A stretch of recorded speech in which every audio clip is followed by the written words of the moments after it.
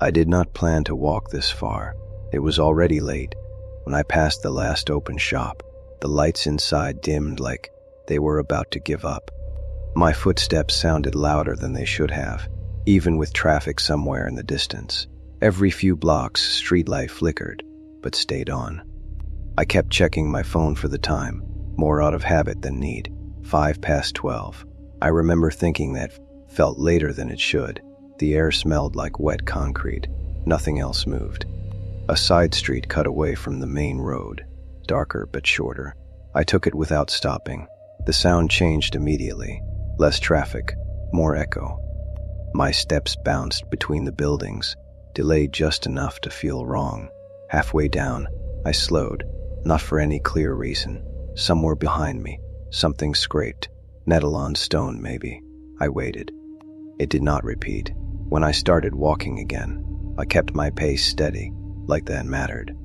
The street opened into a wider block with parked cars and close offices. Motion sensors clicked on as I passed, lights snapping on too late, then shutting off again. On-car alarm chirped once and stopped. I looked around expecting someone to react, but there was no one. My breath sounded shallow in my ears. I adjusted my jacket and kept my hands visible, just in case someone was watching from a window. There was a tunnel under the rail line ahead. I could have gone around it, but that would have added 10 minutes. The hum from inside was constant, like machinery running somewhere unseen. As I entered, the temperature dropped. My steps echoed differently here, flatter, wider. About halfway through, I noticed a second rhythm layered under mine, not matching. I stopped. It stopped too. I stood there longer than I should have before moving again. On the other side, the city felt thinner, fewer lights, longer stretches of dark between them. A digital sign blinked, frozen on the wrong time. 12:05 again. I rubbed my eyes and looked back. Still the same. Wind pushed trash along the curb, plastic tapping against metal. I heard a voice somewhere above street level. One word, maybe a name, but it cut off before I could place it. I crossed an intersection where the pedestrian signal kept cycling without traffic. The clicking sound counted down for no one. I waited for it to stop before crossing, even though the road was empty. Halfway across, I felt exposed, like standing under a spotlight. I did not turn around, but I listened. Tires rolled somewhere far off.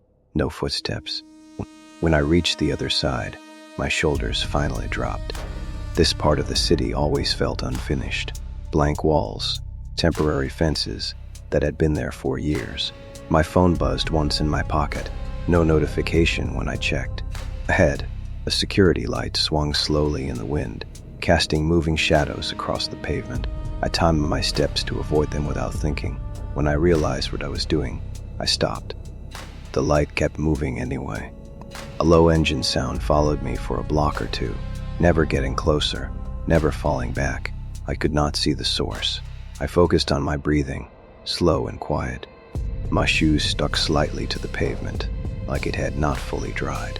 Somewhere to my right, a door slammed shut, hard. I flinched before the sound finished echoing.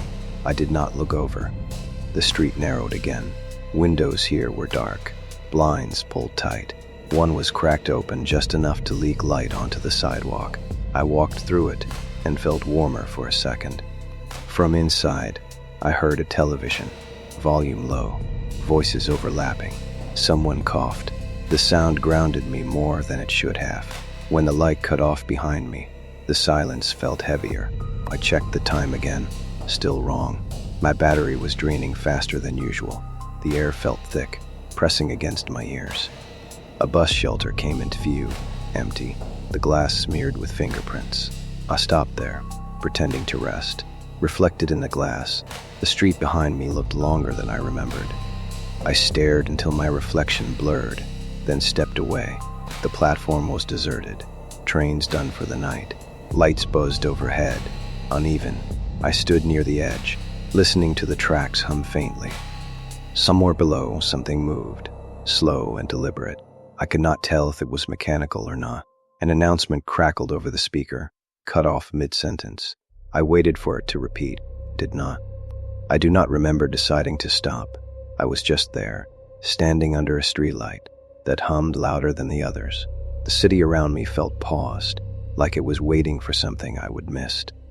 My footsteps from earlier seemed distant now, like they belonged to someone else. I checked the time one last time, 12:05. I stayed where I was, listening, because moving felt like the wrong choice.